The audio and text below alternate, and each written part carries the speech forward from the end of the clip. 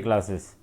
आज हम class 12th के ज्योग्राफी के चैप्टर 6 करने जा रहे हैं, वर्ल्ड ज्योग्राफी और सेकेंडरी एक्टिविटी। ये बुक 1 है, तो इसमें हम आज करेंगे सेकेंडरी एक्टिविटीज़ के बारे में, क्या होता है सेकेंडरी एक्टिविटीज़ और इसके लोकेशन क्या है, क्या क्या फैक्टर डिटरमाइन करता है कोई भी इंडस्ट्री को लोकेट करने के लिए, characteristic of modern large scale manufacturing कौन कौन से होते हैं, क्या क्या उसके फीचर हैं, ये भी हम करेंगे इसमें। उसके बाद हमें करना है कि कितने टाइप के इंडस्ट्री होते हैं, ठीक है। So on the based of size के बेसिस पे कौन कौन से इंडस्ट्री होते हैं, on the based of input, based on output and then again based on ownership.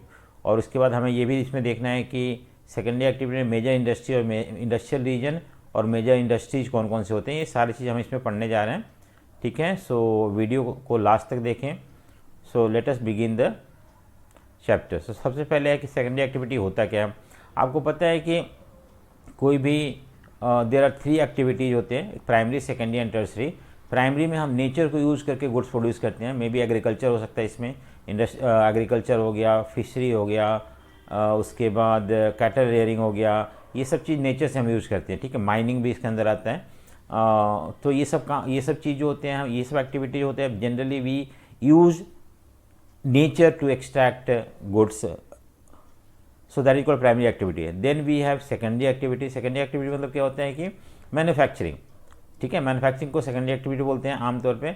और दूसरी बात है कि हम जो नेचर, जैसे मान लो कि हमने कॉटन मिला, हमें क्या मिला, कॉटन मिला, कहाँ से, नेचर से, और उस कॉटन को हम यूज़ करके अगर क्लोथ बनाते हैं, यान बनाते हैं, then actually what we are doing, we are adding value to cotton. जैसे मान लो कॉटन 200 रुपये का था, ठीक है, और हम उसमें क्या कर दिए, उसको धागा बना के हमने 300 में बेच दिया। 100 rupees we have added to it, and this is called manufacturing. Adding value to raw material is called manufacturing, ठीक है। सो ये हो गया। या मैन्युफैक्चरिंग में सेकेंडरी एक्टिविटी क्या होता है कि प्राइमरी प्रोडक्ट जो होते हैं उसमें हम वैल्यू ऐड कर देते हैं। मान लो कि हमने लकड़ी खरीद के लाया, और लकड़ी जो था उसमें हमने मान लो 200 का लकड़ी खरीद के लाया, and finally we converted that wood into chair and sold it for 400 rupees. So what we have done, actually added value to the wood, and this is called manufacturing, ठीक है। So manufacturing हम that is called manufacturing, और this comes under secondary activity. So हम देखेंगे क्या है। So manufacturing क्या होता है, process which involve transferring raw material into finished good of higher value। जैसे higher value मतलब क्या होता है कि मान लो कि 200 का रॉ मटेरियल था, और उसको हमने क्या कर दिया, 200 का रॉ मटेरियल में हमने उसको चेयर कन्वर्ट किया, 400 में बेच दिया। सो हमने क्या किया, वैल्यू ऐड कर दिया, हायर वैल्यू ऐड किया पहले 200। So this is called, and why do we add value, उसको हम प्रोडक्ट बना दिया, चेयर बना दिया, चेयर को हम बेच सकते हैं इन लोकल मार्केट और in distant market. This is called actually manufacturing. So आज जो मॉडर्न मैन्युफैक्चरिंग है उसका क्या, मॉडर्न लार्ज स्केल मैन्युफैक्चरिंग, उसका क्या फीचर होता है। आज जो लार्ज स्केल में गुड्स प्रोड्यूस किए जाते हैं उनका क्या फीचर होता है। एक तो सबसे पहला फीचर है स्पेशलाइजेशन ऑफ स्किल और मेथड ऑफ प्रोडक्शन। सो यहाँ पे जो मेथड ऑफ प्रोडक्शन जो होता है वो बहुत ज़्यादा हाई फाई मेथड यूज़ करते हैं, मशीनरी वगैरह यूज़ करते हैं। और दूसरी बात है कि स्पेशलाइजेशन होता है। स्पेशलाइजेशन मतलब होता है पे कि स्किल स्पेशलाइजेशन। इस बड़े बड़े इंडस्ट्री में हम देखते हैं कि there are different types of workers who are working, and every worker is specialise in some or other field, and accordingly they contribute in that particular field only in which they are specialized। जिसमें वो specialised है, माहिर है, ऐसे worker उसी काम का। जैसे मान लो कि आपको पता है कार बनाने का फैक्ट्री है, तो वहाँ पे some workers are specialised in wheel को फिट करने में, कुछ को हैंडल फिट करने में, कुछ को पेंट करने में। सो वही काम करते हैं। आमतौर पर लार्ज स्केल मैन्युफैक्चरिंग में हम देखते हैं कि जो लोग हैं वो स्पेशलाइज होते हैं जो काम करते हैं। देन मशीन यूज होता है, मैकेनाइजेशन मतलब होता है machine. So more and more machine are used in modern large scale farming. So generally काम जो है मशीन से होता है, that is called mechanisation. Then we have technological innovation, नए नए टेक्नोलॉजी लेके आते हैं उन लोग जिससे कि और बेटर प्रोडक्ट बना पाए। इनोवेशन मतलब नए इन्वेंट करना, नए नए चीज़। सो टेक्नोलॉजिकल इनोवेशन मतलब होता है कि technologically new innovation take place, and thereby हम क्या करते हैं, चीज़ को और अच्छा बनाते हैं, ठीक है। उसके बाद है कि ऑर्गेनाइजेशन, स्ट्रक्चर एंड स्ट्रैटिफिकेशन। आमतौर पे बड़े बड़े लार्ज स्केल मैन्युफैक्चरिंग में बड़े बड़े इंडस्ट्री होते हैं, उनमें क्या होता है कि एक स्ट्रक्चर डेवलप होता है, who is head of that.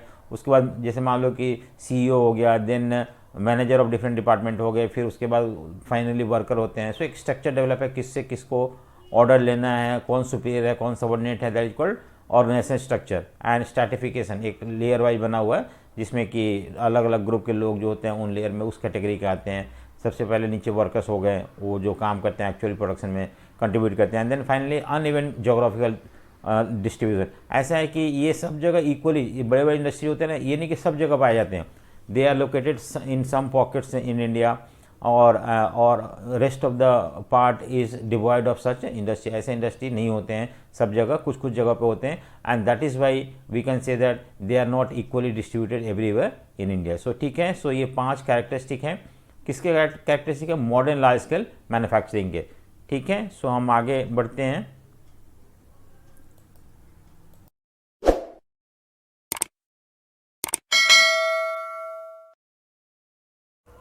So second हम देखने जा रहे हैं कि इसमें लोकेशन मतलब होता है कि क्या क्या फैक्टर जो है अफेक्ट करता है कोई भी इंडस्ट्री को लोकेट करने के लिए, क्या क्या चीज़ हमें ध्यान में रखना पड़ता है। उसके बाद हम what are the factor that affect the location of industry. ठीक है, सो सबसे पहले तो एक्सेस टू मार्केट। अगर मान लो मार्केट होता है तभी हम वो इंडस्ट्री लगाते हैं, अगर मार्केट नहीं है तो फिर हमें उसको बेचने के लिए बहुत दूर जाना पड़ेगा। और बहुत दूर जाना यानी कि कॉस्ट ऑफ प्रोडक्शन बढ़ जाना, और कॉस्ट ऑफ प्रोडक्शन बढ़ने की वजह से प्रोडक्ट का प्राइस ज़्यादा हो तो लोग कोई खरीदेंगे नहीं। इसलिए हम चाहते हैं कि, और we keep in mind market, if market is very nearby then generally we set up industry in those area. Access to raw material, कोई भी इंडस्ट्री के लिए रॉ मटेरियल चाहिए, और अगर वो रॉ मटेरियल, 2 तरह के रॉ मटेरियल होते हैं, एक हैवी रॉ मटेरियल होता है और एक लाइट होता है। अगर मान लो हैवी रॉ मटेरियल का कोई इंडस्ट्री है, वो इंडस्ट्री जिसमें हैवी रॉ मटेरियल यूज किया जाता है, तो अगर वो दूर होने से वहाँ पे रॉ मटेरियल को लाना पड़ेगा, ले जाना पड़ेगा, और ये that will cost a lot. तो इसलिए हम आमतौर पे इंडस्ट्री को वहीं सेटअप करते हैं जहाँ रॉ मटेरियल ईजिली अवेलेबल हो। आमतौर पे आयरन स्टील इंडस्ट्री जो होता है वो वहीं पे सेटअप किया जाता है जहाँ पे कि कोयला, आयरन और मिलता है, क्योंकि ये सारे बहुत ही हैवी एंड बल्की होते हैं। नेक्स्ट है थर्ड पॉइंट, लोकेशन के लिए लेबर। आपको कोई भी इंडस्ट्री में लेबर चाहिए, चाहे तो स्किल या अनस्किल लेबर चाहिए, और ये अगर इंडस्ट्री वहीं पे सेटअप किया जाता है जहाँ पे लेबर अवेलेबल हो, जिससे कि ईजिली हम लेबर को हायर कर सकें। ठीक है, नेक्स्ट पॉइंट जो है कि लोकेशन ऑफ इंडस्ट्री है वो एक्सेस टू एनर्जी मतलब यहाँ पे पावर हो गया। क्या होता है? पावर, यानी कि इलेक्ट्रिसिटी या बिजली जो होता है उसको बोलते हैं। तो अगर बिजली अवेलेबल नहीं है तो हम जनरली वहाँ पर इंडस्ट्री सेटअप नहीं करते हैं। और अगर मान लो बिजली है भी लेकिन बहुत कम आता है, कभी कभी आता है कभी नहीं आता है, तो उस सिचुएशन में इतना पैसा लगाने के बाद वो इंडस्ट्री आइडल पड़ा रहेगा तो वो भी नुकसान है। इसलिए हम जनरली वहाँ पे लगाते हैं जहाँ पे कि बिजली या पावर अवेलेबल हो। नेक्स्ट है ट्रांसपोर्ट एंड कम्युनिकेशन भी ज़रूरत है कोई भी इंडस्ट्री को सेटअप करने के लिए।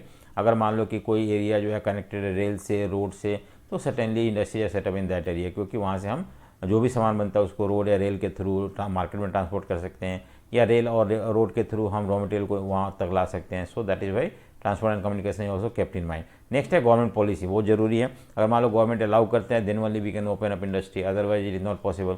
सो गवर्नमेंट पॉलिसी फेवरेबल होना चाहिए इंडस्ट्री को सेटअप करने के लिए उस एरिया में। अगर मान लो गवर्नमेंट बोलता है कि हाँ इस एरिया में इंडस्ट्री नहीं सेटअप होता है, then you can not setup industry in that area.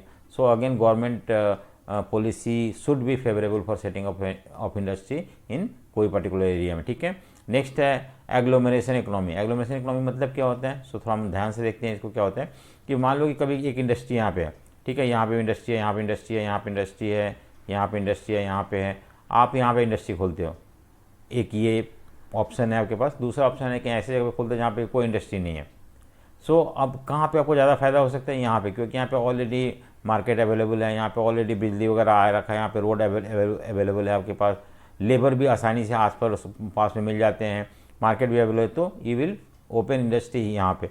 और यहाँ पे इंडस्ट्री खोलने से क्या होता है कि बाकी सारे इंडस्ट्री होने की वजह से जो भी इंफ्रास्ट्रक्चर अवेलेबल है वो उसका फ़ायदा आप उठा सकते हो। एंड इसलिए इसकी वजह से आपका कॉस्ट ऑफ प्रोडक्शन कम होगा। एंड इसको बोलते हैं आसपास इंडस्ट्री है वहीं पे इंडस्ट्री खोलना, उसका एडवांटेज को हम बोलते हैं एग्लोमरेशन इकोनॉमी। इकोनॉमी मतलब फ़ायदा, बेनिफिट। क्या होता है? तो एग्लोमरेशन मतलब एक साथ इकट्ठा इंडस्ट्री होने की वजह से जो फ़ायदा इंडस्ट्री उठाते हैं वहाँ पे because of availability of infrastructure, labour, market वगैरह, उसको बोलते हैं एग्लोमरेशन बेनिफिट या इंडस्ट्री। ठीक है, और ये इंडस्ट्री जो दूर है यहाँ पे उसे स्पेशली बिजली इलेक्ट्रिफिकेशन चाहिए, इसको रोड बनना चाहिए, फिर लेबर अवेलेबल नहीं है, lot of other problem they will have to face. और इससे उसको फ़ायदा नहीं होगा। So generally industry is open where already existence of many industry in that part. ठीक है, सो समझ में आ गया। नेक्स्ट हम देखते हैं कि इंडस्ट्रियल रीजन के बारे में और मेजर इंडस्ट्रीज कौन कौन से होते हैं। इंडस्ट्रियल रीजन मतलब क्या हो गया आपको यहाँ पे कि कौन, अब हम जैसे आपने सुना होगा कि इंडस्ट्रियल एरिया यानी वो एरिया जहाँ बहुत सारे इंडस्ट्री होते हैं। सो उसी तरह से इंडस्ट्रियल रीजन होता है। ये भी दो पार्ट में बटा हुआ है, एक तो traditional large scale industrial region जैसे रूरल जर्मनी है, और दूसरा हाई टेक्नोलॉजी इंडस्ट्रियल रीजन। सो ये नया है जो कि रिसेंटली शुरू हुआ है और ये बहुत पहले से चला आ रहा है। बहुत सारे ऐसे एरिया जहाँ बहुत सारे इंडस्ट्रीज खोले जाते हैं उसको हम लार्ज, और प्रोडक्शन बहुत लार्ज स्केल पे होता है, उसको लार्ज स्केल इंडस्ट्रियल रीजन बोलते हैं। ठीक है, करीब करीब सारे कंट्री में ऐसे इंडस्ट्रियल रीजन मिल जाएंगे जहाँ बहुत सारी इंडस्ट्रीज हैं। और दूसरा होता है हाईटेक इंडस्ट्री, ये अभी लेटेस्ट है। इसमें क्या होता है कि जनरली, और ये जो ट्रेडिशनल लार्ज स्केल इंडस्ट्री होती है ये ऐसे एरिया होता है जहाँ बहुत ज़्यादा इंडस्ट्री होते हैं, बहुत सारे वर्कर्स वहाँ रहते हैं, क्राउडेड प्लेस होता है वो।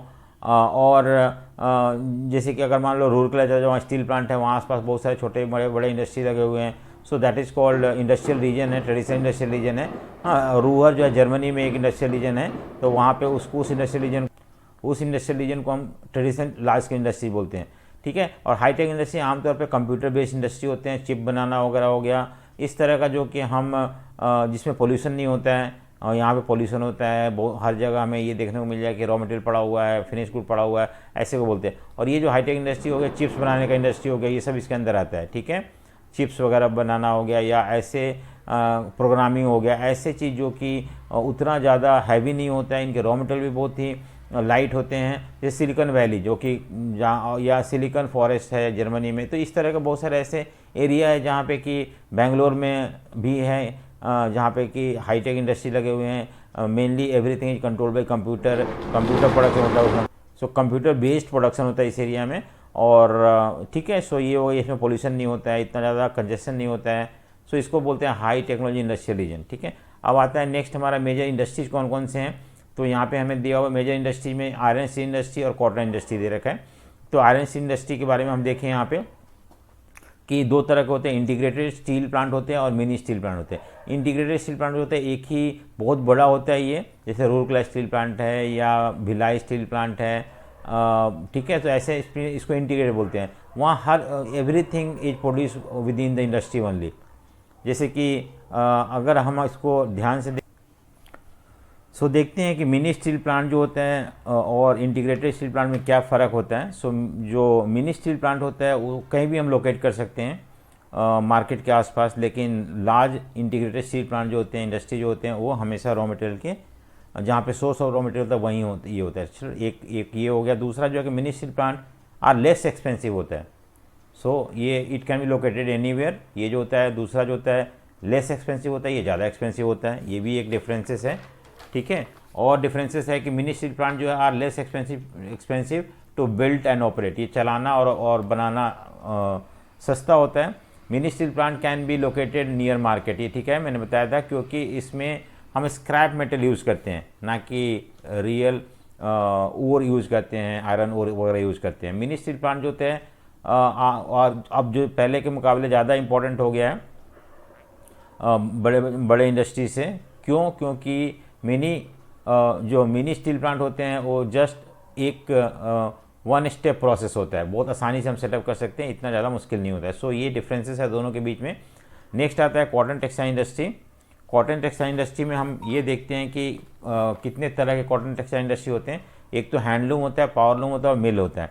सो हैंडलूम क्या क्या है? हैंडलूम में ये लेबर इंटेंसिव होता है, हाथ से इसमें काम होता है, और ये ज़्यादा स्किल्ड और सेमी स्किल्ड वर्कर्स को काम प्रोवाइड करता है। हैंडलूम बता रहा हूँ मैं। ठीक है, और दूसरी बात है कि इसमें कम पैसा लगता है, और ये जो होता है हाथों से काम होता है, स्पिनिंग हो गया, वीविंग हो गया, फिनिशिंग हो गया, ये सब फैब्रिक हाथ से होता है। तो ये तो पहला हो गया कॉटन का। दूसरा पावरलूम है। पावरलूम में क्या होता है कि ये मशीन को यहाँ पे मशीन यूज होता है। ठीक है, मशीन और लेस लेबर इंटेंसिव है, कम लेबर इसमें यूज होता है पावरलूम में। ठीक है, और इसमें प्रोडक्शन भी बहुत ज़्यादा होता है, ऐसी बात नहीं कि मशीन से यूज करते हैं। और कॉटन मिल कौन से हैं? टेक्सटाइल मिल सेक्टर जो होता है ये कैपिटल इंटेंसिव होता है। ये भी कैपिटल इंटेंसिव मतलब बहुत सारे मशीन लगते हैं इसमें प्रोडक्शन के लिए, और फाइन क्लोथ बनाते हैं ये लोग और बल्क में बनाते हैं। ठीक है, सो ये कुछ आई मीन कुछ इन सब के हैंडलूम, पावरलूम और मिल का डिफरेंसेस दे रखा है जो मैंने बताया आपको। सो ये हमने देख लिया। नेक्स्ट हम देखते हैं यहाँ पे कि टाइप्स ऑफ इंडस्ट्री। ठीक है, टाइप्स ऑफ इंडस्ट्री कौन कौन से हैं। सो हम देखेंगे बेस्ड ऑन साइज़ क्या होता है पहले, उसके बाद हम बेस्ड ऑन इनपुट देखेंगे। सबसे पहले हम साइज़ देखते हैं क्या है, बेस्ड अपॉन साइज़ के ऊपर कौन कौन सी इंडस्ट्री है। ठीक है, बेस्ड अपॉन साइज़ में एक तो हाउस होल्ड इंडस्ट्री होता है या कॉटन इंडस्ट्री होता है, स्मॉल स्केल इंडस्ट्री है और लार्ज स्केल इंडस्ट्री है। ठीक है, सो ये तीन तरह की इंडस्ट्री। सो कॉटन इंडस्ट्री जो है वो आपका, कॉटन इंडस्ट्री कौन सा, जो कि हम घर में खोल सकते हैं, ऐसे इंडस्ट्री होते हैं और इसमें आमतौर पे फैमिली मेम्बर ही काम करते हैं और एवरीडे यूज़ का गुड्स वगैरह बनाते हैं इन लोग।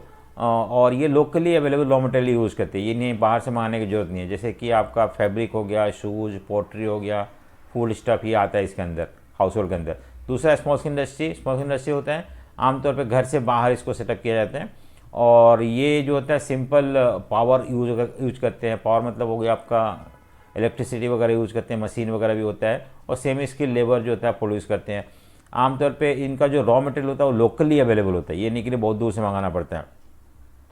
ठीक है, और इंडस्ट्री जो होते हैं ये आपके कॉटन इंडस्ट्री से इससे बड़ा होता है क्योंकि घर के बाहर लगाया जाता है और ये जो प्रोडक्ट बनाते हैं वो कोई ज़रूरी नहीं है लोकली बेचें, even they go beyond that also, और दूर जाके भी बेचते हैं इन लोग। और ये बहुत सारे लोगों को ये भी प्रोवाइड करते हैं एम्प्लॉयमेंट, ये भी बहुत सारे लोगों को एम्प्लॉयमेंट प्रोवाइड करता है। जैसे एग्जांपल फर्नीचर हो गया, आपका एडिबल ऑयल हो गया, लेदर गुड हो गया, ये सब इसके अंदर आता है।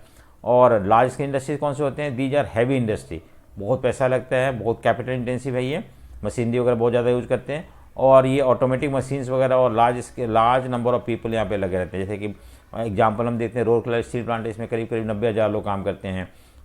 ठीक है, सो इस तरह से बहुत सारे लोगों को एम्प्लॉयमेंट देता है ये और लार्ज स्केल प्रोडक्शन भी होता है, पैसा भी बहुत ज़्यादा लगता है। और यहाँ पे जो प्रोडक्ट बनाए जाते हैं वो सिर्फ नेशनल मार्केट के लिए नहीं बल्कि इंटरनेशनल मार्केट के लिए भी बनाया जाता है।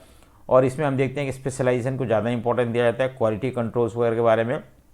रॉ मटेरियल जो होता है ऑब्टेन किया जाता है बहुत बड़ा एरिया से, जैसे मान लो इंडस्ट्री यहाँ पे है तो रॉ मटेरियल बहुत दूर एरिया से इसको रॉ मटेरियल इकट्ठा किया जाता है। ठीक है, सो और प्रोडक्शन भी बहुत लार्ज स्केल में होता है। ठीक है, सो हमने देखा कि बेस्ड अपॉन साइज कौन कौन सी इंडस्ट्री है।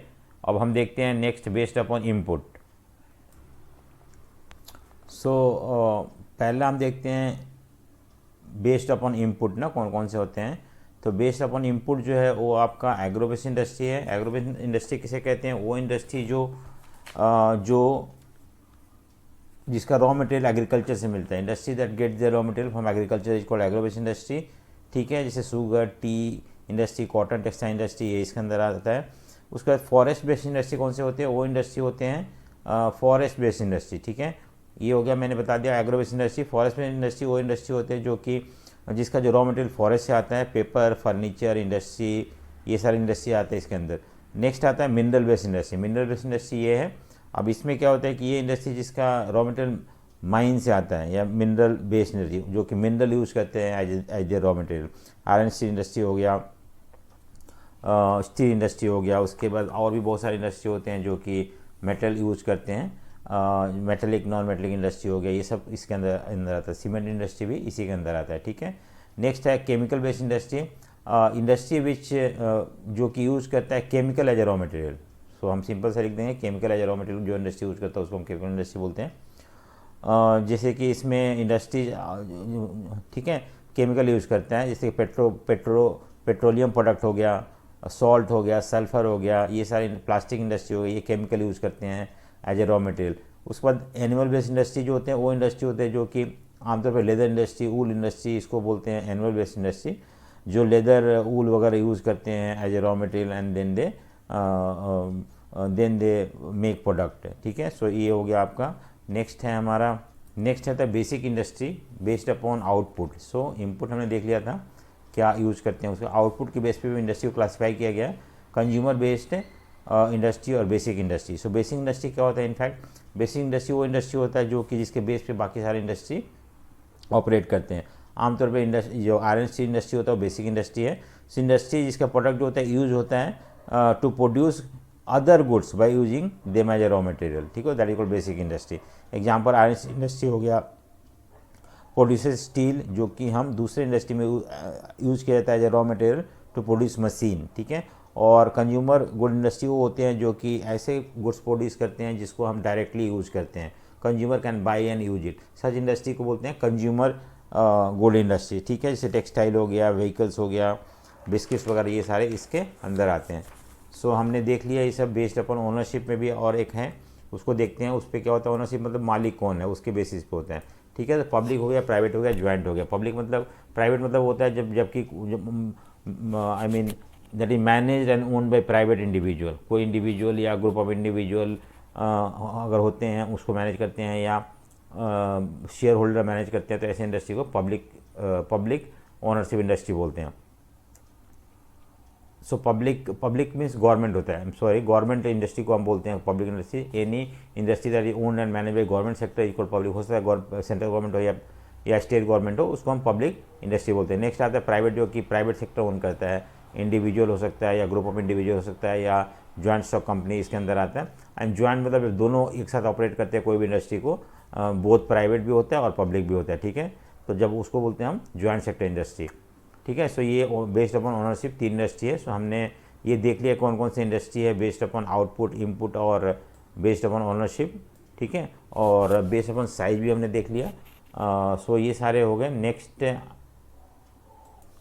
सो ये हमने ब्रीफ में इस चैप्टर को एक्सप्लेन किया है। अगर आपको पूरा चैप्टर क्वेश्चन आंसर फॉर्म में और हैंड रिटन नोट्स के थ्रू देखना है तो आप यह चैप्टर अपलोड कर दिया गया, उसको आप देख सकते हैं। So thank you for watching, thank you.